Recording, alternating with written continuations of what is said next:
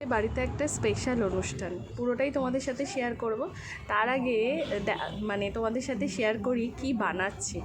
এটা বানাচ্ছি হচ্ছে আমের কুলফি। গত বছরও বানিয়েছিলাম, এবছরও এখনও বানানোর মানে টাইম পাইনি। অবশেষে আজকে টাইম পেলাম, বানিয়ে ফেললাম। 500 দুধ এনেছিলাম, সেই দুধটাকে ঘন করে করে ঠিক এরকম অবস্থায় এনেছি, একদম এরকম হবে। তারপর এর সাথে 5 টাকার একটা আমুলিয়ার প্যাকেট বা 10 টাকাও দিতে পারে, যার যেরকম ইচ্ছা, দিয়ে ব্যাস ঘন করতে হবে।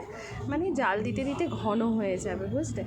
পুরো রেসিপিটা আমি আজকে শেয়ার করতে পারিনি, পরের দিন আরও ভালো করে শেয়ার করব। ভেতর থেকে আটিটা বার করে নিয়েছি, চোখলা কিন্তু ছাড়াইনি, শুধু আটিটা বার করে নিয়েছি আমে। এরপর 3খানা আম নিয়েছি, আশা করছি বাড়ির সকলের হয়ে যাবে। দেখেছো, 2 চামচ চিনি দিয়েছি, কারণ আম তো মিষ্টি হয়, খুব একটা আমি মিষ্টি দিইনি। 2 চামচ চিনি দিয়েছি যাতে পাঞ্চা ভাবটা না থাকে। এরপর 3খানা আম নিয়েছি আমি, 3খানা আমের মধ্যেই মানে ঢেলে নেব। তবে হ্যাঁ, পুরো মুখ ভর্তি অবধি করবো না, তাহলে না যখন ঠান্ডা হবে জমে যাবে জিনিসটা, তখন উপচে পড়বে। আমি এখন সেইভাবে ভিডিও দিয়ে উঠতে পারছি না, আশা করছি খুব তাড়াতাড়ি আমার এই সমস্যার সমাধান হবে।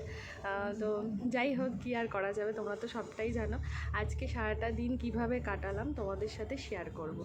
তো এইভাবে 3খানা ভরে নিয়েছি, দেখো। এরপর আমি এটাকে ফ্রিজে ঢুকিয়ে দেবো যতক্ষণ না এটা জমছে। আমার এটা রাতের বেলা রাখবে, তাই জন্য এটা আপাতত ফ্রিজে থাক, ব্যাস ঠান্ডা করতে দিয়ে দিলাম।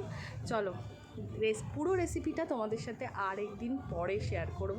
তো আমার এই ম্যাঙ্গো কুলফিটা কেমন লাগলো অতি অবশ্যই কমেন্টস করে জানিয়ে। দেখা হচ্ছে পরের ভিডিওতে, ততক্ষণ টাটা।